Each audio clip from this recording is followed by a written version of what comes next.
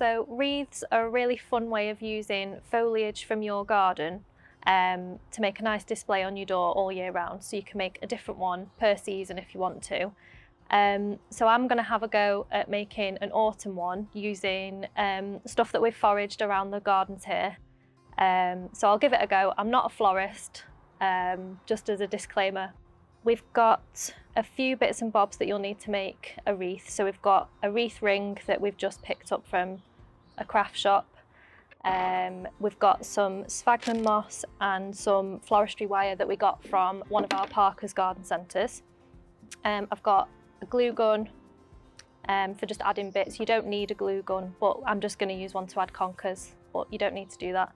And I've got some secateurs just so that I can cut all my foliage into little pieces. So the first bit that you need to do is to add the moss to your wreath ring, and this is just a little bit of substance so that it retains the moisture, so that the things that you're adding should last a little bit longer, and then they provide sort of the building blocks that you would then add all your stuff to. So I'm going to do that first.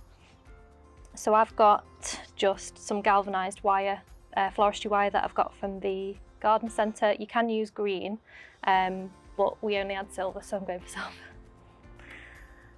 So I'm just going to tie this on to the wreath ring. I'm just going to wrap it round. Okay, and then just be careful of the ends because they are quite sharp. So you want to make sure that your moss is already damp. They usually are when you buy them anyway in the bag, but if it does feel dry, you can just add a little bit more water to make sure it's damp. This just makes sure that when you're adding it, it sort of holds its shape. So I'm just going to take a little bit of this and just pop it around here. And then you want it to be relatively chunky, just so that you don't see any of the wire, and also it fills it out a little bit more. And then all you do, start just a little bit after where your wire's attached. I'm just going to start wrapping it round. And then as you're wrapping it, you just want to make sure that you're pulling it tight. Okay, and then I've just got to here, so I'll just add a little bit more.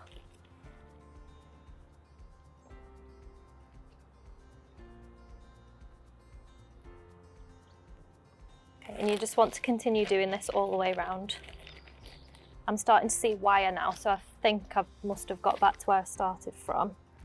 And then all I'm going to do, pull it tight and then cut a little bit of wire, and then I'll just wrap it around, shove the wire through the back. You can have a look at this and just see if you've got any gaps, because you can always go back over, add more moss and wrap more wire around it if you've got any gaps, but I think I'm quite happy with that.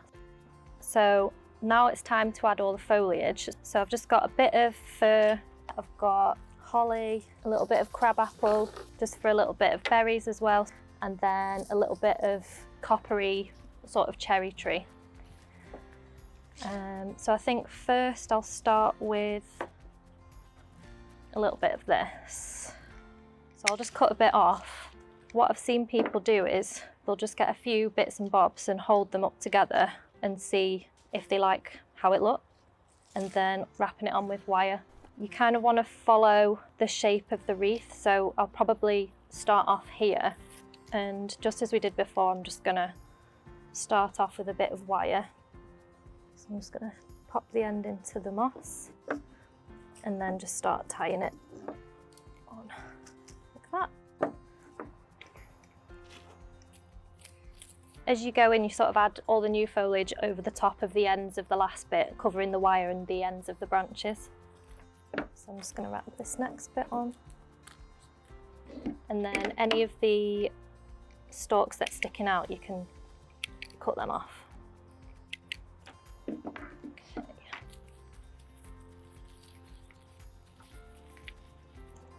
And then if there's any leaves that you don't like, I've just been picking them off.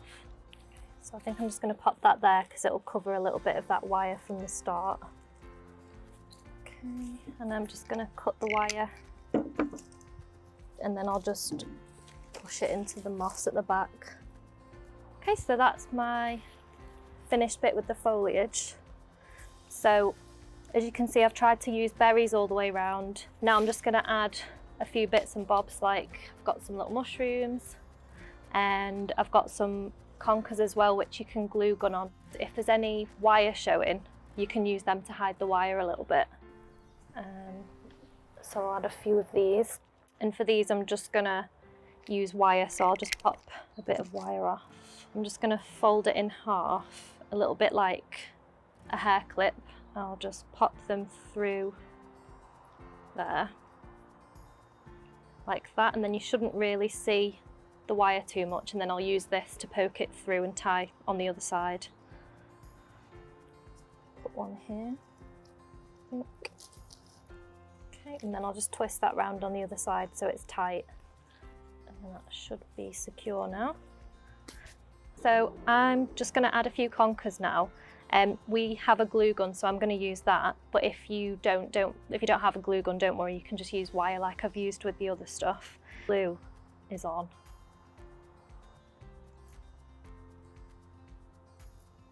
Okay, so I'm just going to add the hanger to it. So I've just folded it in half, and there's a little bit of ring there, so I'm just going to feed it through. So that's all wrapped around now, so that'll be my hanger, so that should hang quite well now. Okay, so this is ready to go on the door now. I'm really happy with it. It's not perfect, but it's just a bit of fun, and it's something that you can use the foliage in your garden to make, and you can do it every season if you want to. So you can swap this out for a Christmas one in the next couple of months and then try a spring one. So yeah, just a nice bit of fun.